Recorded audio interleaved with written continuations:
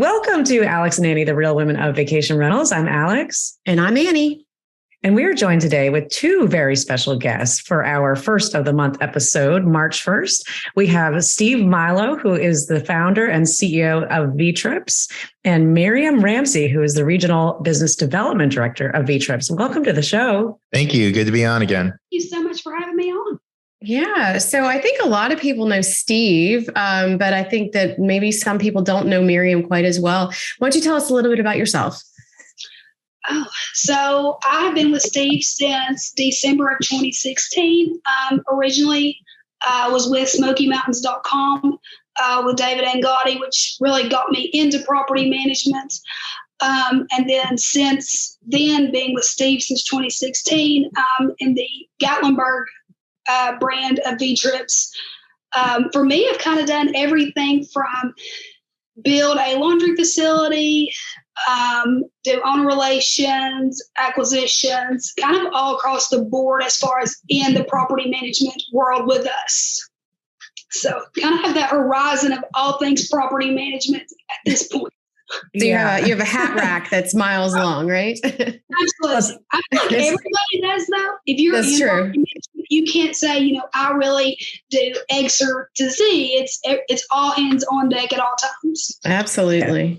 That's definitely true. And I got to know you probably the most to this point by watching the Homeowners episode that you did with Matt Landau and getting to see the behind the scenes look from your lens. And it was great. And clearly you definitely wear a lot of hats there. So it's exciting to have two different perspectives on the show today. So very excited. But before we, get started with some other topics, there's been a lot going on lately. The year has started out strong, coming in hot. We had the very first conference of the year that Steve and I actually just attended in Miami, the IMN short-term rental event, which was an interesting event, different than most of the VRMA style conferences that we go to, where it's mostly the same people. They are property managers. They are not investors. This was a very investor and finance heavy type of conference. But Steve, would love to get your take on the show. You were on several different panels and really made an impact there. So what did you think about it? I was really amazed. I mean, I had been to so many different conferences throughout the world, and I didn't know what to expect at this IMN conference. Mm-hmm. And I went there and I was looking around and I didn't really see as many people that I used to know. I saw a lot of people I had never met. And in the course of 2 days, I met so many people representing funds, in some cases, small funds, large funds, in some cases, multi-billion-dollar funds, who were all looking to get into the short-term rental on the asset side. So they were looking to how do we buy large pieces of vacation rentals. And then, I'm sure you heard the same thing, Alex. Some of these people already had vacation rentals, large portfolios of vacation rentals, and they were trying to figure out, well, how do you manage these? And the vendor hall was crawling with people who had never even thought of, oh, you mean there's software that can actually help you do this? Oh my gosh. And, one of the sessions I was at, I was talking to people. I said, I hope you are on more channel than just Airbnb. And I mean, people just were aghast when I said, do you have a website? And there were people that, they were running these large asset funds just on Airbnb and not having their own website. I thought it was pretty incredible. And I was sitting down with people, who in many cases represented funds. I talked to one gentleman who said he was representing a $12 billion asset fund out of Asia. It was stunning, the different type of people there. And also the one thing that everybody was concerned about, other than how do you manage this, was the regulation risk. Oh yeah. Yeah. So that's interesting. I know Alex went to the event and she told me kind of her perspective. And from my perspective, I looked at it as kind of like from Marriott, like what we do at Homes and Villas. Wasn't sure if it was an area that would benefit us, but I know some channels went, and it sounds like that type of show is growing because they're doing another one, if I'm not mistaken, in Texas. So we've considered perhaps going to that. And so do you think that part of the industry is going to continue to grow in terms of conferences that are not the traditional vacation rental conferences? Yeah, I think this is going to be a big area. Austin, 29th and 30th in Austin, Texas, June 29th and 30th is kind of their annual one.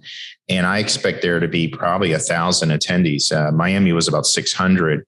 Oh, wow. And, there is just a lot of money. I'm just constantly on the phone now with investment bankers or real estate development funds, and they're all trying to figure out, how do we get into this? And what's exciting about this is if we can get new product, right? New inventory. You remember, Annie, how much inventory was built in Panama City in a very short amount of time. Yeah. And it was actually a problem. There was too much inventory at one point in Panama City, right? You remember that? Where absolutely. Everybody was complaining, there's too much. We don't meet. I mean, property managers were turning away business at that point. Yeah. Wow.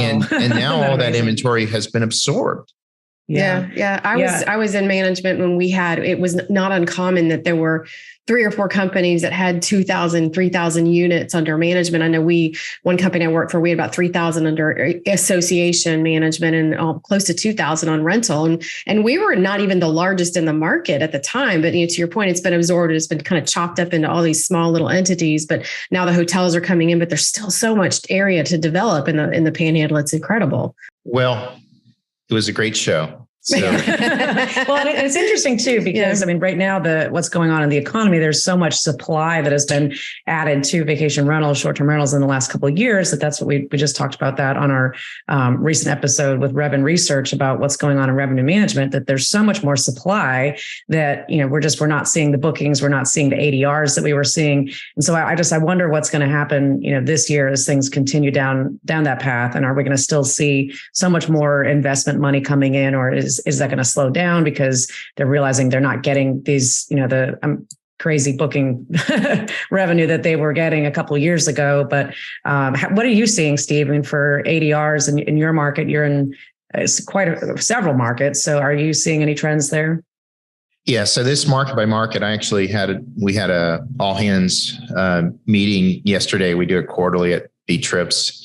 And next quarter, Miriam will have a part to play with her purpose-built inventory that she's working on. But I talked about how ADRs are going to decline this year versus 2022, right? So actually, Vtrips has been on some conference calls with Key Data, talking to analysts about how proactively we've made a decision to get in front of this, particularly for shoulder and off season, and start to lower our ADRs proactively.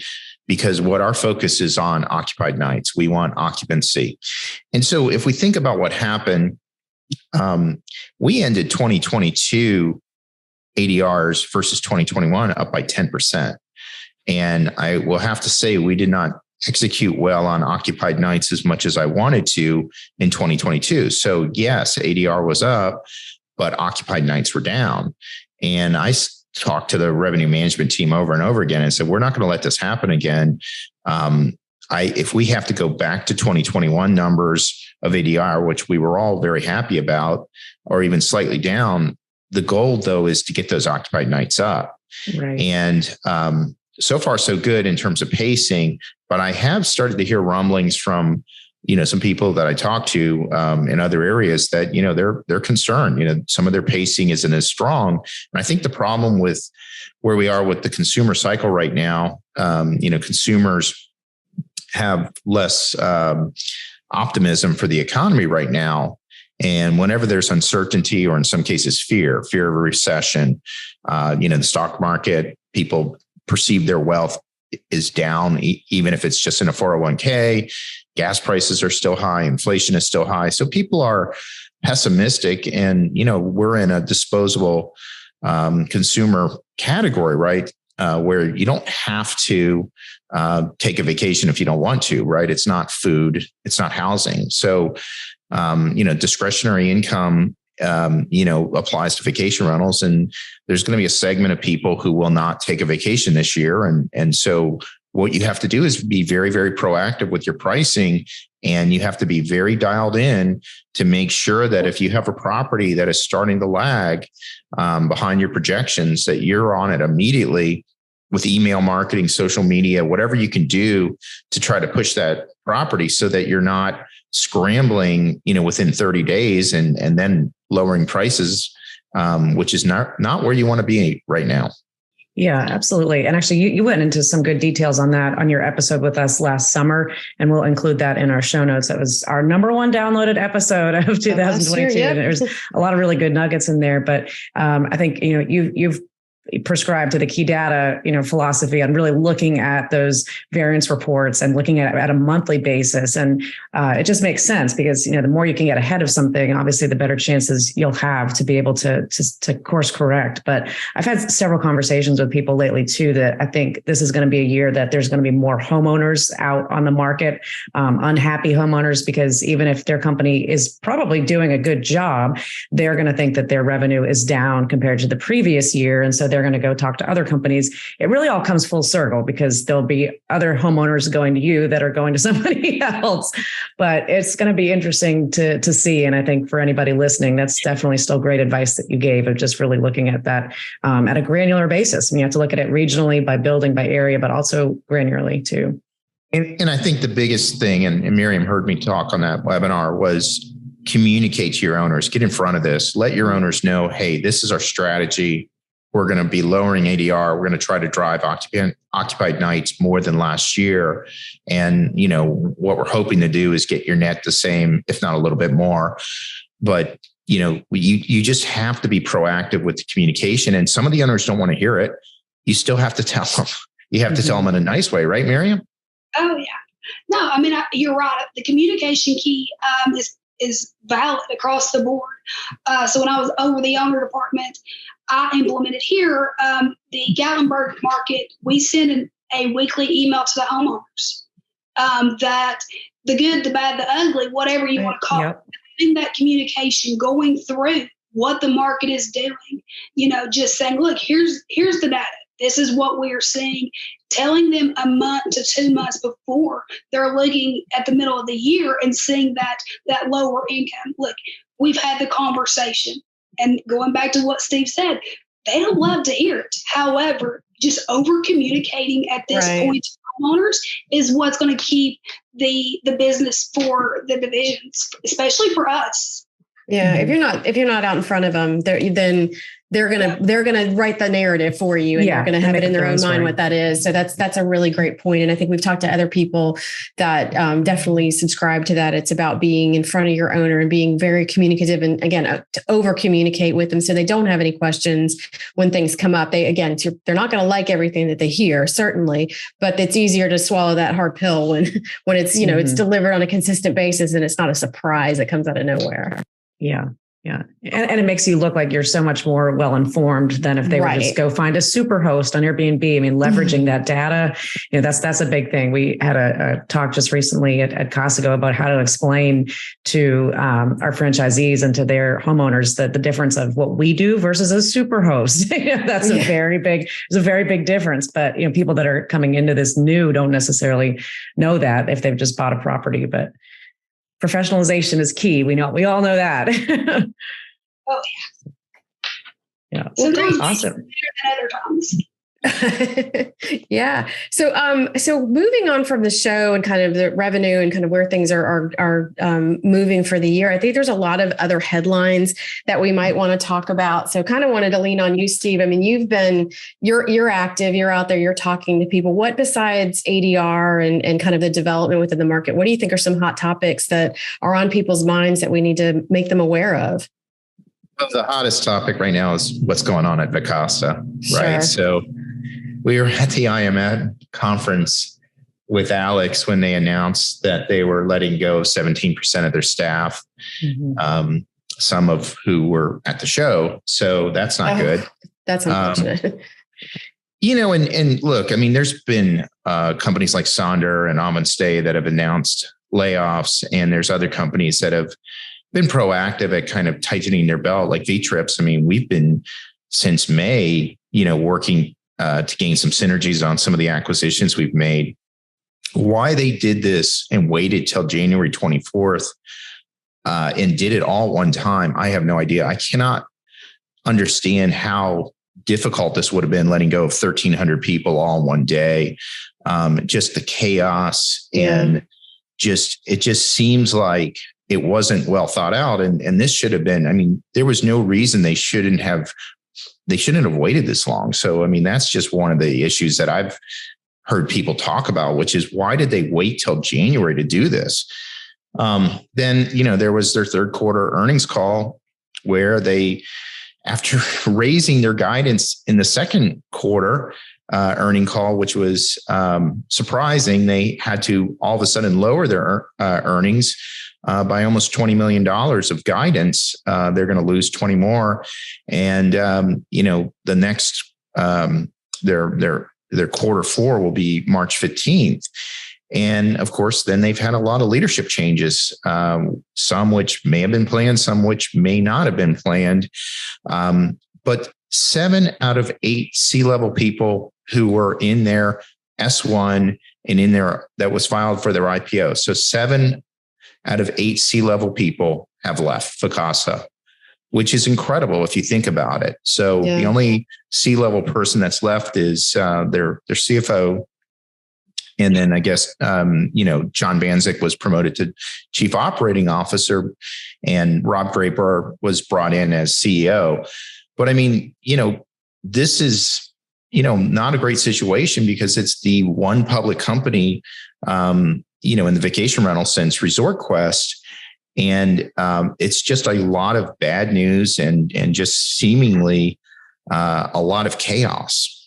If you had to predict what was going to happen, what would you say? I mean, there's so much speculation right now, and I know you follow it very closely, but I mean, what do you think is going to be, if we look back on this in a few years, what is going to be the story that continues?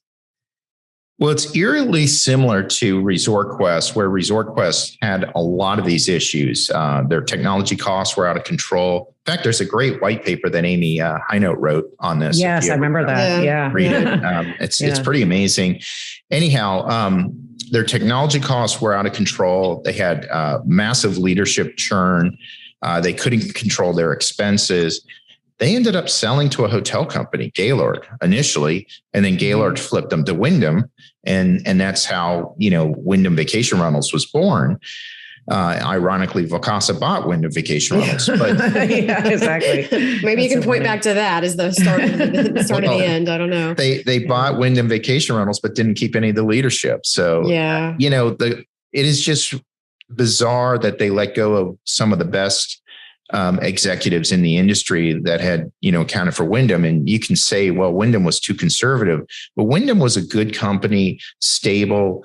I think they played well in the space. I think people saw them as good competitors. Mm-hmm. And the thing that Wyndham did was they kept the local brands. When they went into North Carolina or into the Panhandle or, Orange Beach. Did they always do that though? Or did they, I thought at one point that they weren't doing that very early on, that they were just changing them to Wyndham. I thought that happened it depended on the market. Yeah. It depended on the market because some of the large markets, I believe, like in the Panhandle, they kind of kept the name whole, but they started here trying to switch it initially with one of the resorts. So it was Wyndham, went to, Sherwood, and then it went back. So I think they tried to flip flop it to see, let's change it, but then realized, like other folks realize you can't go to a market. Steve's going to stop. But a lot of times you can purchase, you can be a large company, but you have to go in and keep the brand that's established there.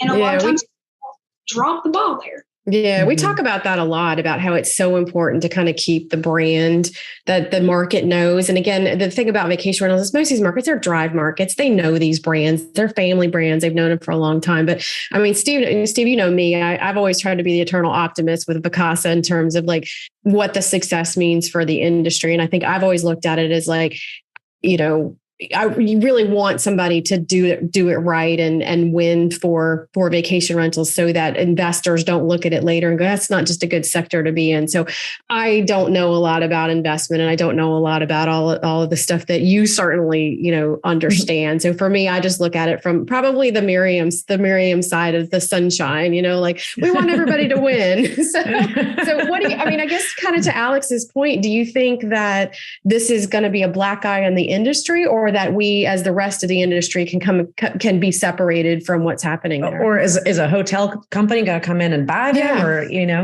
what do you think? Or Steve, are you? Well, there's been rumors of hotels looking at them. Look, it wouldn't surprise me if a hotel bought Vacasa. One Fine Stay was purchased by Accor. So it has happened. Yeah. And it took a while for Accor to get the management team right at One Fine Stay, but it appears they finally have. And I know, obviously Marriott's obviously working on a strategy. Hilton is looking to try to get into the vacation rental sector, Hyatt as well. So there's some global players who it might make sense. The other aspect would be maybe Vacasa isn't a good public company, right? So maybe it's better to clean this up, right? So there's a lot of cleanup. Clearly they need to work on, because I don't think they're a technology company. I think they're a technology enabled hospitality company, and that's a good company to be. But you're going to probably have to take it private and go in there and clean it up. Look, you want the optimistic piece. They have close to $1.1 billion of revenue. There's no reason they shouldn't be making 15% margin, which would at a minimum put them at about $160 million of EBITDA. There's no reason why this company shouldn't be making a healthy amount of income and EBITDA, except for the fact that they're spending way too much money on their own technology. Well, solution, there's hosted systems that are out there, and I'm sure the guesties and the TNSs of the world would love to host Vacasa on their system for a fraction of what they're paying their software development piece. And the second thing is the sales and marketing piece. They were overspending. They had, I think, close to $250 million they were spending on sales and marketing, which was mostly this organic stuff, which they weren't even effective at. So if you slash that and you slash the technology piece, and obviously they cleared out a ton of G&A, and it looks like they cleared out a lot of C-level people one way or the other. You should be able to get this company eventually to be profitable. But you need first, culture starts at the top with the CEO. And up until it appears Rob, they didn't even have a CEO that cared about profitability. Profitability is a culture. And Miriam can tell you how many times I talk about profitability. How many times was it brought up on the webinar, Miriam? A lot. Yeah. So when people repeat themselves, you'll notice I tally. And I was like, is he really saying this again? Yeah. But to take Steve's thing and go back to your original question, Annie, I think for us as a large player, when people see Vacasa as being one of the top, and then they see Vtrips, how will, individual homeowners compare? They don't want to, and that's going to be a huge thing where for us, again, is getting in front of that and being like, look, we are not the Vacasas of the world.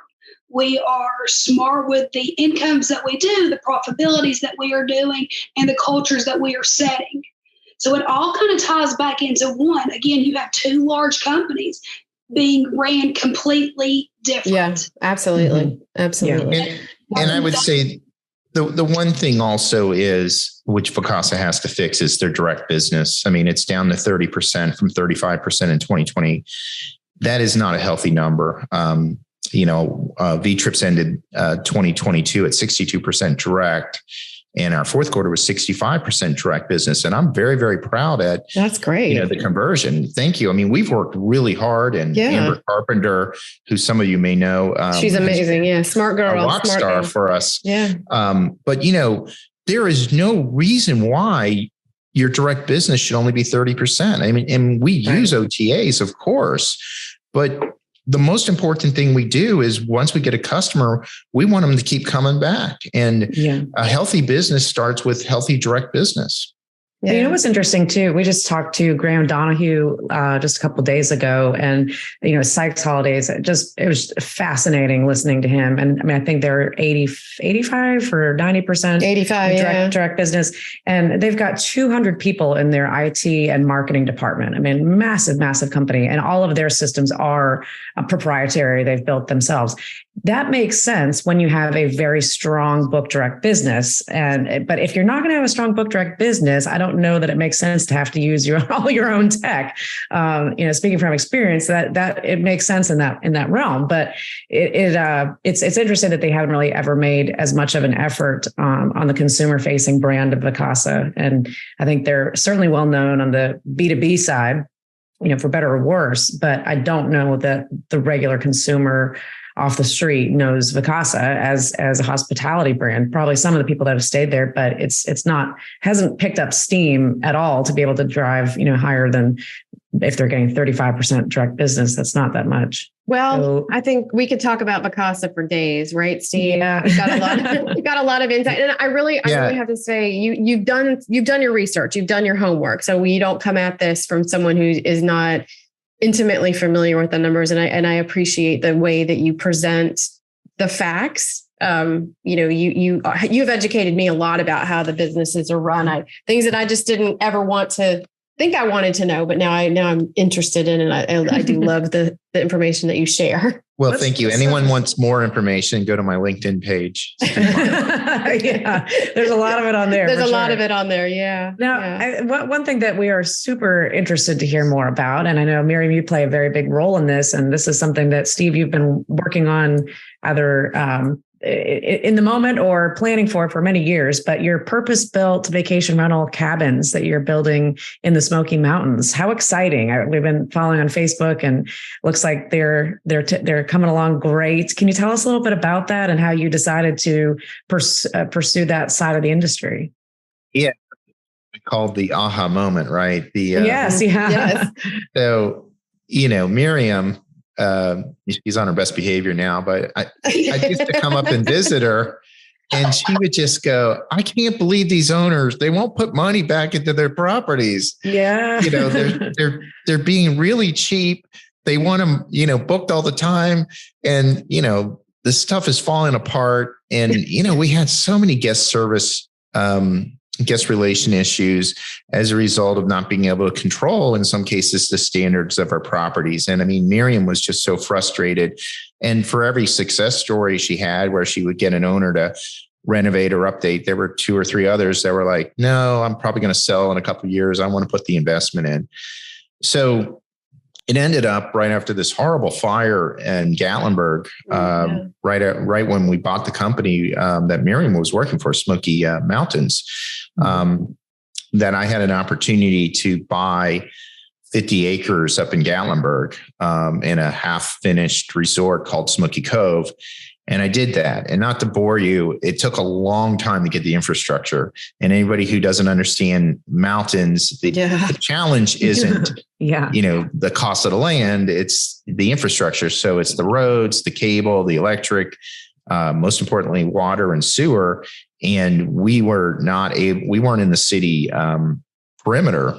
So we were in the county, and they didn't have sewer coming in. So, we had to get all that infrastructure in, cut in roads and stuff like that. But now we're at a place where we're actually building, and Miriam has been literally there every day. So I want to let Miriam talk about these 70 cabins we're building and why they're purpose built. So I think to start, a lot of people, really question and have questions on purpose built.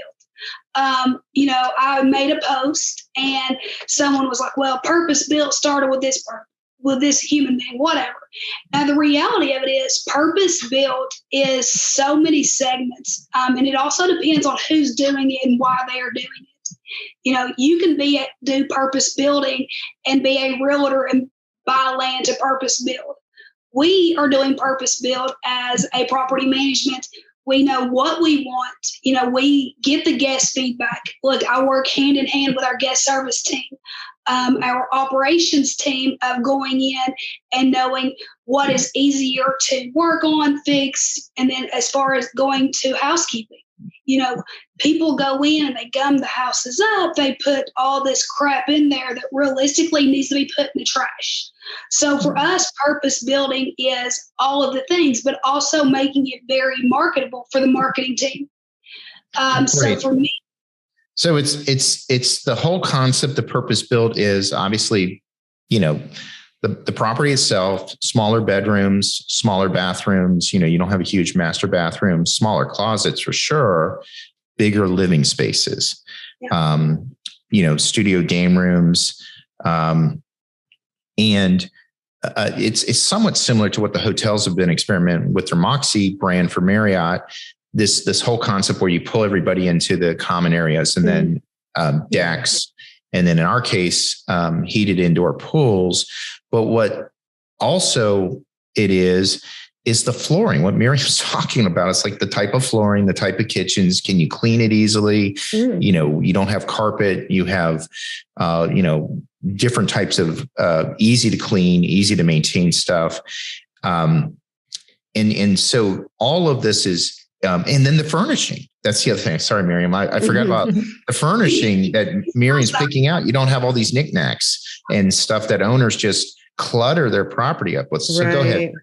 Well, and not only that, you look at it to a standpoint of guest damage. So what we are doing is making these homes with what guests are the top searches. So when you pull whatever you're looking for from VRBO, Airbnb to your central website, what are guests searching for? That is what we are building. That is what we're putting in the houses and building quality properties that are going to be long-term success for us.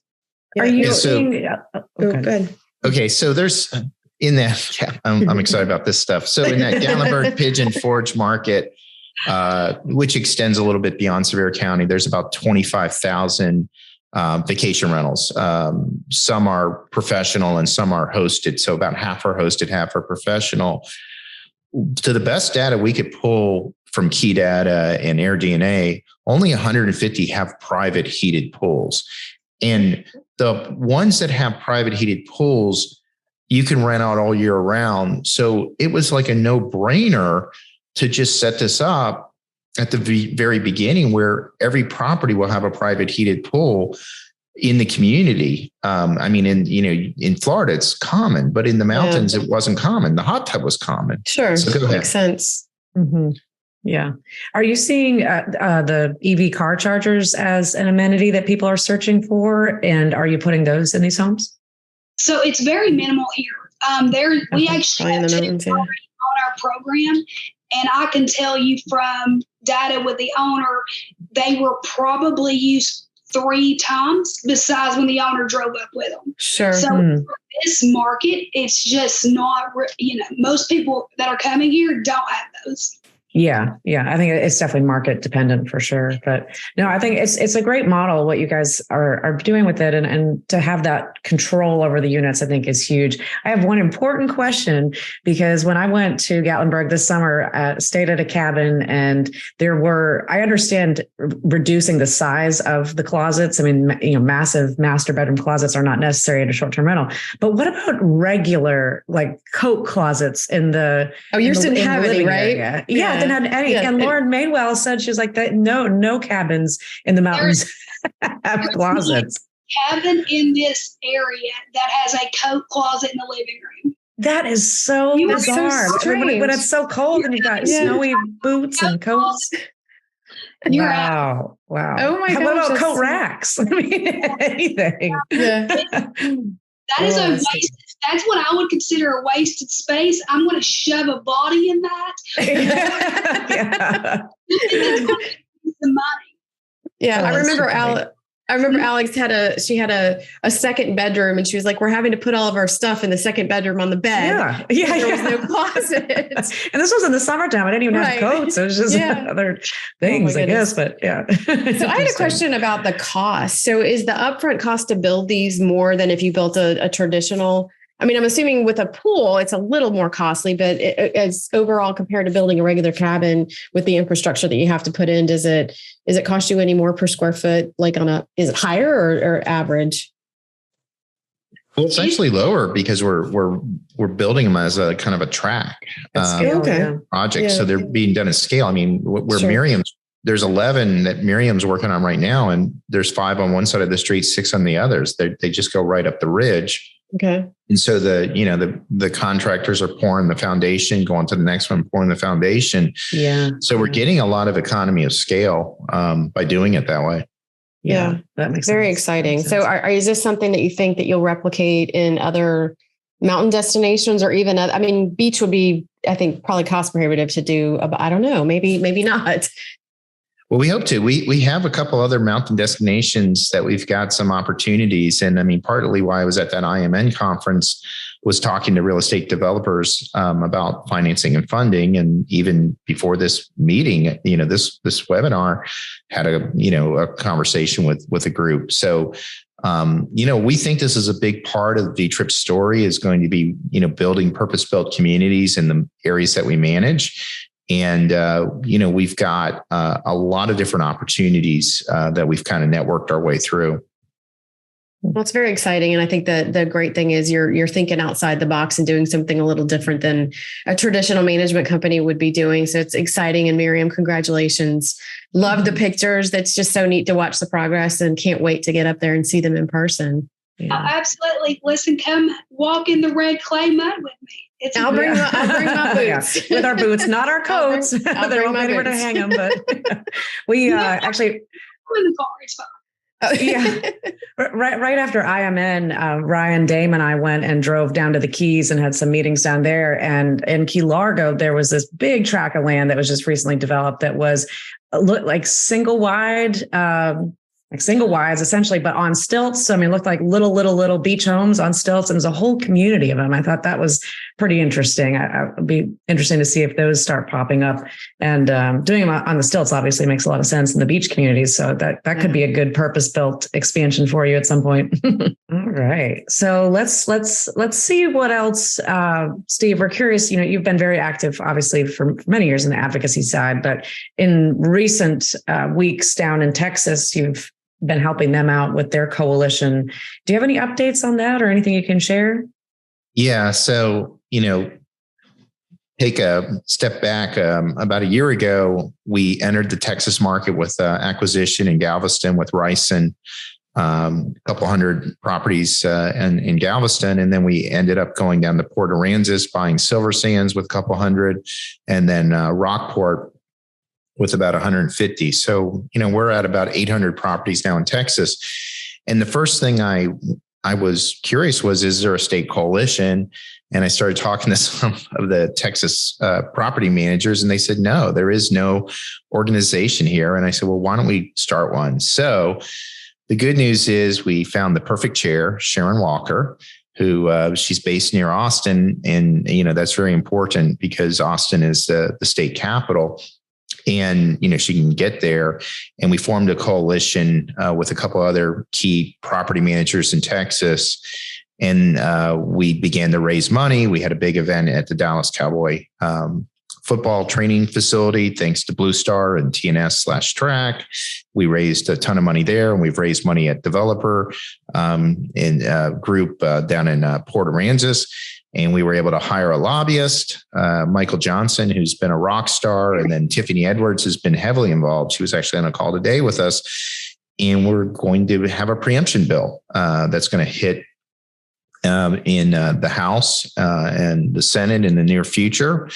And there's a couple other things, irons in the fire as well. So we think we have a real chance to get a preemption bill. And what a preemption bill, similar to Florida, is it would preempt local governments from regulating vacation rentals, or at least banning or getting in the way of, creating really severe frequencies or, those type of things, minimum stays. That would eliminate their ability to do that. So we would be handled more like hotels, bed and breakfasts, timeshares. And there's a lot of momentum right now in Texas, and we're super excited. It's still early. But Sharon Walker has been, amazing. Matt Durrett is involved. He's over in Fredericksburg Lake area. He's been amazing. V. Lee, who's over in Houston. We've got a really good group, a really, really enthusiastic lobbyist. And, we feel very, very good about where we are right now. I have some old clients that I worked with at Lexicon that are down in Padre Island. And Wally and Aleda Jones, and they have a company, and then they are brokers and realtors and stuff, and they've been fighting stuff down in their market as well. And then there's another gentleman, and I think that they're trying to do something similar just in their area, but fighting hotels and that sort of thing. So I'd love to connect them if Sharon hasn't talked to them, connect you guys all together, because I know they're having some struggles down in Padre Island. Absolutely. Sorry, I didn't mean to cut you off. Oh no, that's fine. In South Carolina, obviously, that's breaking news all over TV and the web today. Is the bill that we're trying to pass here for the state of South Carolina, and it's really interesting the conversations that I have with people about it, because I still think that there's just a lot of misinformation that we're not trying to get it so that governments can't regulate short-term rentals. It's kind of the opposite. We're trying to get it so that they can put smart regulations in place, but that they can't ban us. And a lot of the conversations I have here locally, people say, well, why would we ever ban you? And you don't know. I guess that's probably the greatest risk. Would you agree with that?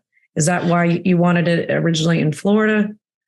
Well, in Florida, it was out of control because local governments are influenced in some cases by a very small group of people. Mostly in Florida, it was retired people. Those retired people were the ones who sat in the front row of every city council meeting. They're the ones who ran for office.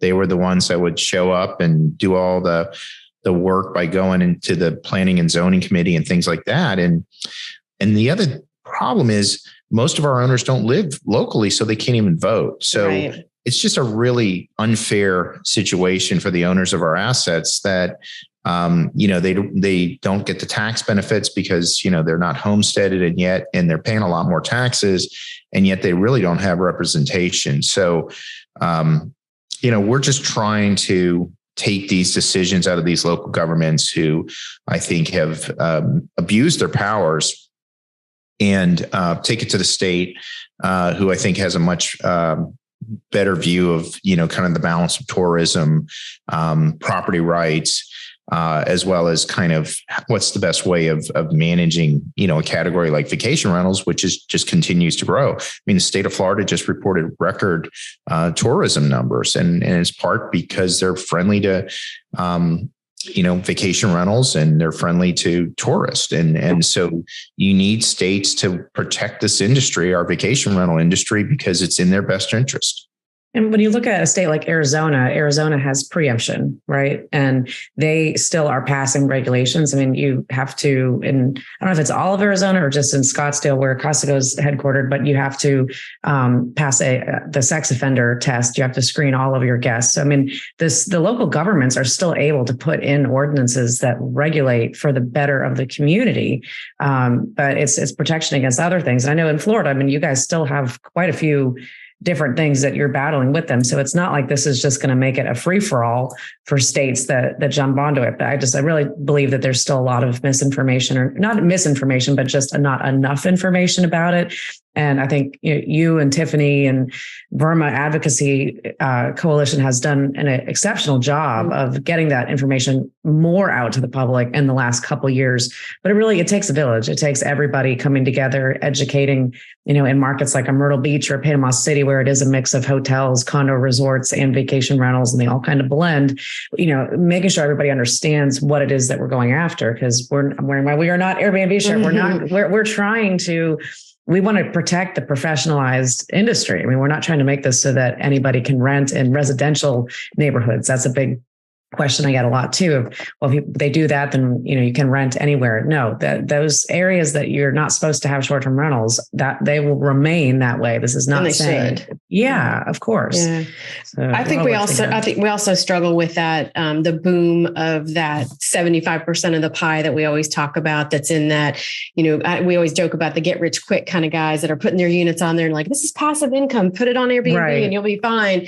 And they're not paying attention to what, where they should be renting or how they should be renting. And they're just ignoring what regulations are in place. And those are just the bad apples that spoil the good bunches that are out there. And I think we're fighting that. And that's a big problem in that we have to educate those people and we have to, in my mind, put them up as examples of like, this is not the way the business is run. And so people, again, to your point, Steve, I think that, people that move to Florida and then come in and complain about tourism, I'm always just scratching my head. It's just this state runs off of tourism. It's really hard. And in the Panhandle, we always called them againers because they would be people that would show up at every council meeting again and again with just a different gripe about something. And it was just because they had nothing better to do. They wanted to complain about the time the trash cans showed up or anything like that. So it's a challenge and it's not one that's going to go away. But I think, again, to Alex's point, Steve, what you guys have done with the advocacy group with VRMA is nothing short of a miracle in the short amount of time that you've raised the money that you have, but you've put together a collective voice that's being heard and listened to. And that's so important. Well, speaking of which, I wanted to talk about some of the topics you might hear at a VRMA conference at the bar. Yeah. All right. Yeah. Sure. Let's go. That is. We'll be in Kansas surprised. City soon.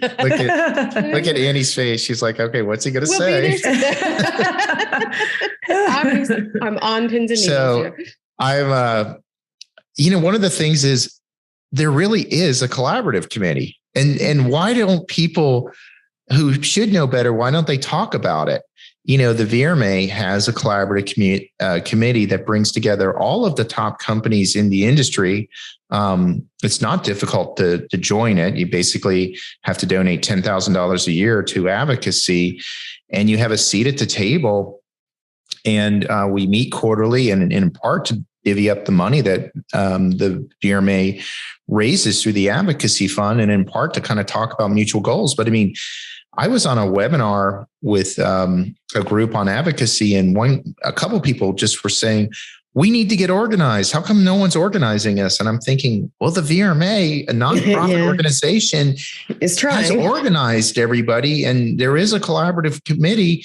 It's just a shame that more people don't understand that the VRMA, this nonprofit organization, has done a huge amount of heavy lifting, so much that I'm going to go to Europe in England and talk about it because they're trying to figure out how to be this organized in Europe. But I think we have a good person today who could talk a little bit about the collaborative and the VRMA, and that's Alex. Yeah. Well, I think at the end of the day, I think the biggest issue is the problem is obscurity. That's always the biggest problem. Anything what they're trying to do and what they are doing is great work, and we need more people to know about it. And people can't support it or get involved if they don't know about it. So I think that's really, and I know that's an important initiative for VRMA to make sure that we are out there talking about it. And this is a perfect opportunity and just make sure we're getting the word out, because we've got to have higher awareness. And I think VRMA needs to be a little bit more just overall present within some of the media, the podcasts, the different discussions, because really this is how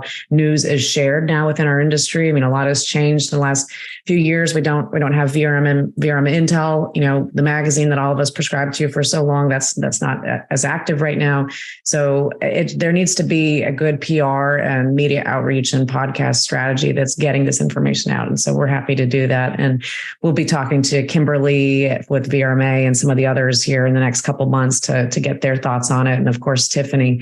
But there's a lot of work to be done, but I'm excited to see more people that are now understanding the value of joining it. I know when this first came out, a lot of people thought, why would I just donate to this fund? It has nothing to do with me and my community. But it's becoming much more relevant as it hits home with companies and multi-market companies, that this is going to, whether it hits you now or hits you down the line, it is about protecting the industry. And we need, if we want somebody to protect us, we have to protect each other too. Agreed. And you're right. VRMA hasn't done a great job with publicity. And I think that's hopefully going to change. I talk to Tiffany every week, Tiffany Edwards, and they're coming out with a Texas economic impact study that's about to drop next week. And the VRMA is going to do webinars. press releases, and really make this a media event. And the numbers are stunning how much of an economic impact to the state of Texas. And I know there's other economic impact studies that are coming out. Fair market housing studies from the VRMA are coming out, all from Oxford Economics. And then the VRMA, because they raised so much money last year, is even, giving grants to state coalitions and to local communities that are forming, alliances, like Tybee Island, to try to, fight some of these bad regulations. But the VRMA exists. And so I hope more people join the VRMA. Membership is not expensive, and attend some of these conferences like the one in Kansas City that I'm going to see Alex at, and I'm going to participate on the collaborative committee in person there. Yeah. So I think, I know I could say, like, for me, I've sat in the vendor side of the equation for a long time. So I know I don't have a seat at the table in a lot of these conversations, but having been on the rental side and having somebody who's incredibly passionate about this industry, I've always been very frustrated because I've tried to join committees several times and I never get put on them. But the one committee that I think that really needs some more robust personalities and robust is the membership. Like, we have to grow the membership so we can grow our reach and be able to get in front of more people.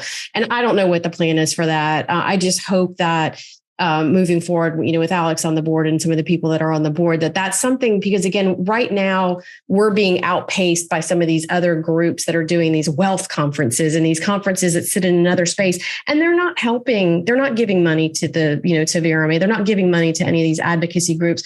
And by their lack of participation, I feel that they're creating some of the problems that we're facing, because we're just not a cohesive unit. And so we need to invite them into the association. How we do that, it remains to be seen, but we've got to do that. And the association needs to, be reaching that 75% of the pie, because right now we're, 25% of the industry is there, but that big, large piece of the pie out there is just not. And I think that's just where so much friction comes from.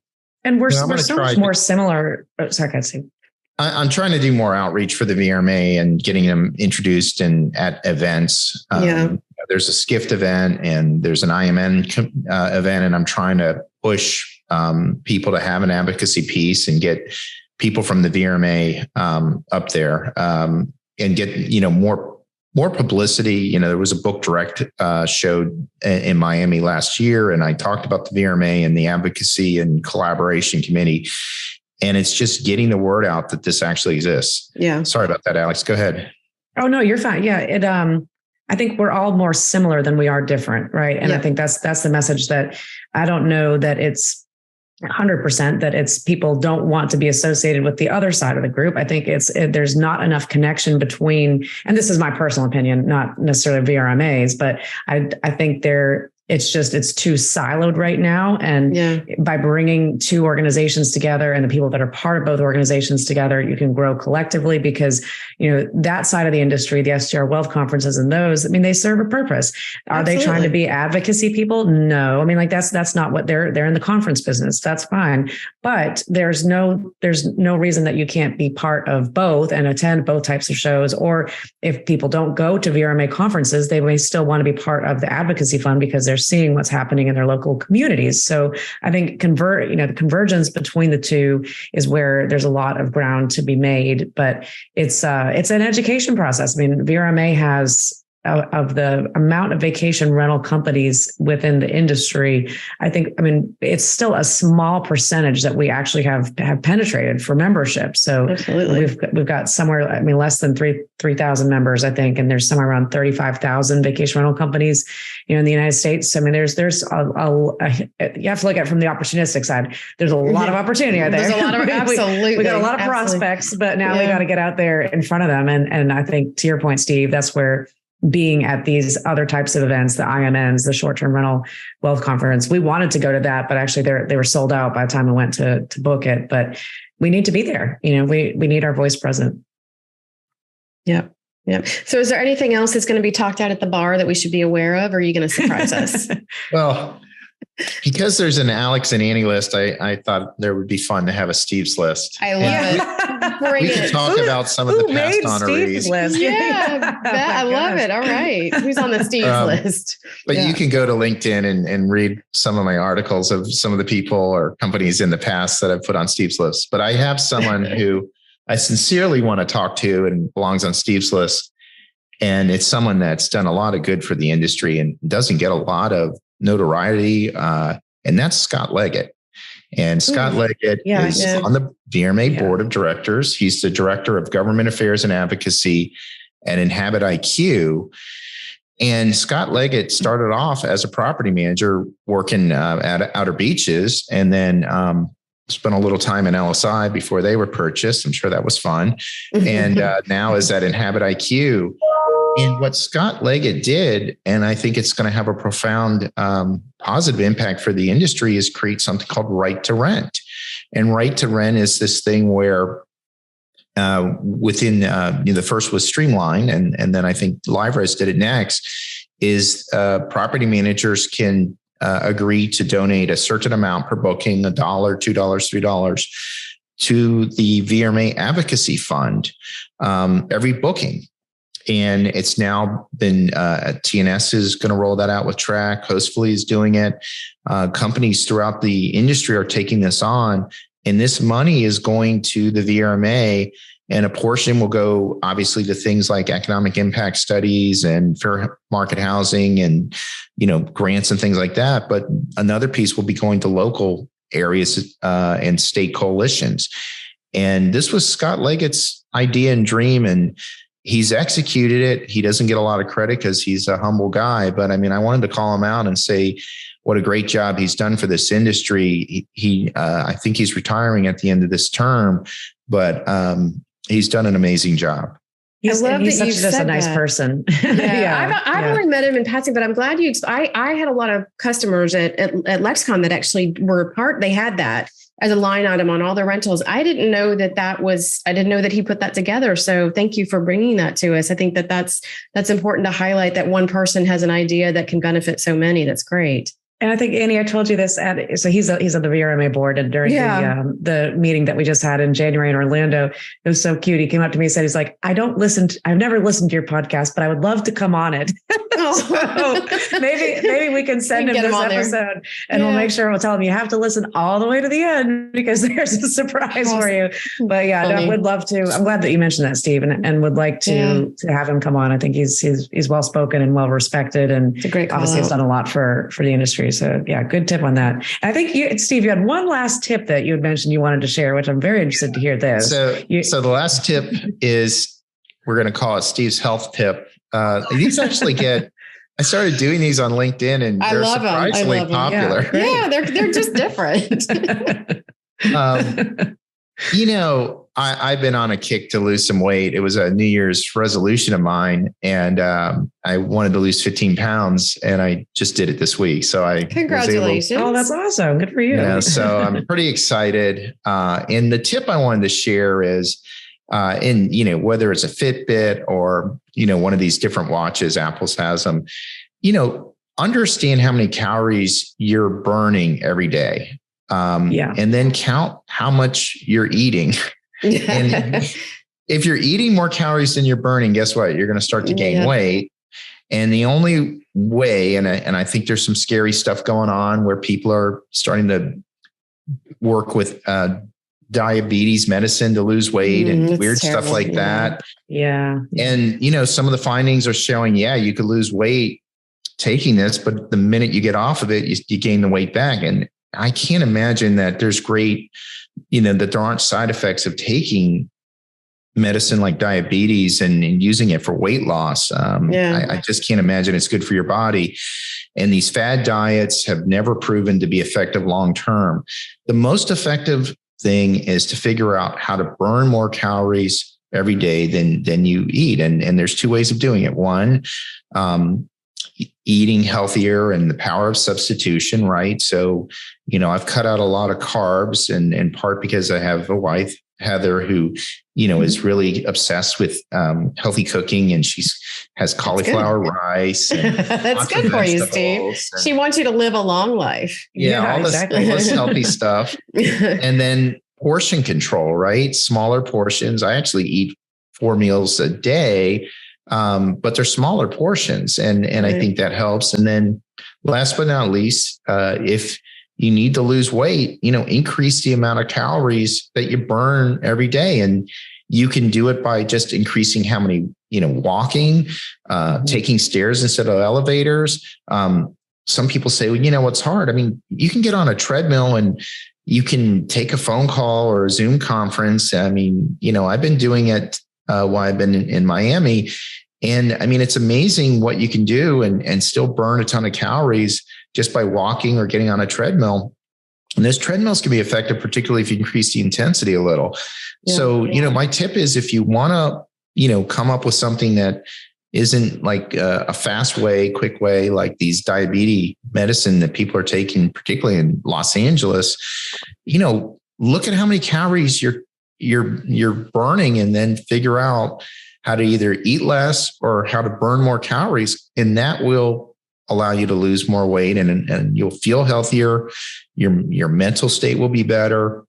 And, you know, your body is so important for you to be productive as an employee. So, and I know Miriam, she's no longer allowed to give me deep fried Twinkies. I told her. Deep fried Twinkies. I didn't even, that's a real thing. I always hear about that. Like, I didn't know it was real. Probably in Myrtle Beach and in Gatlinburg, probably. Oh my goodness.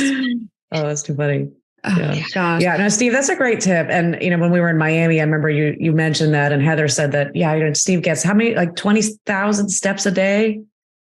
Well, my target, and I don't know if I'll be able to sustain it, has been to burn 5,000 calories a day. And that means about 40,000 steps. 40,000. Oh my gosh. Oh my gosh. Yeah. Okay. Well, I have taken something back from just when we were in Miami. So now that I'm working from home, when I have a call that I don't need to be in front of my computer, I walk to the end of the street and I take the call. And it's actually, I mean, not only is it good for you physically, but mentally. It's nice to get, mentally to get that kind of break and experience when you are working from home. So that's a great tip. And I think our audience will enjoy that.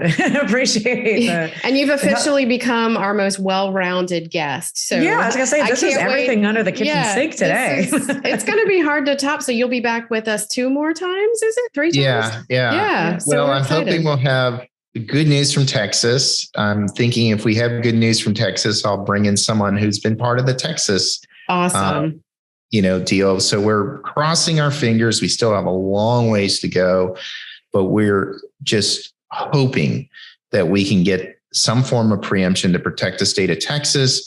And hopefully that can, be something that we replicate in some of the other states. So to me, I've said it all along, it's not enough just to go on the defense to fight these regulations. We have to go on the offense. We have to go to the state. We have to protect our industry. And it's so critical to the success and the future of this industry that we protect it. And that's what I'm on a mission to do. Well, you're doing a phenomenal job, and having someone like Tiffany, and then we met Sharon actually at VRMA in Vegas, and what a spitfire she is. So I think that you've got 2 really amazing women that are heading it up, and then of course you being along with it. It's sky's the limit. I think you're going to make it happen. Yeah, I think so. It's going to be a good year, and I'm excited that you're joining us, and we're going to have you back in June and September this year for other Steve's First of the Month episodes where you'll be on as a guest, and maybe you'll bring Miriam back, or you might have somebody else. We'll wait and see what you surprise us with. But it was a pleasure to have both of you here today, and we wish you nothing but luck for the rest of this year. And we will see you soon at VRMA and upcoming events. But in the meantime, Miriam, if anybody wants to reach out to you, what's the easiest way to get in touch?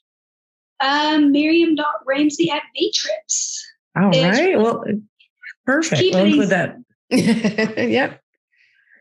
And Steve, are you Steve.Milo at Vtrips or just? Yeah, Steve.Milo at Vtrips. All right. And we'll include your LinkedIn profile for sure, both of y'all's, but yes.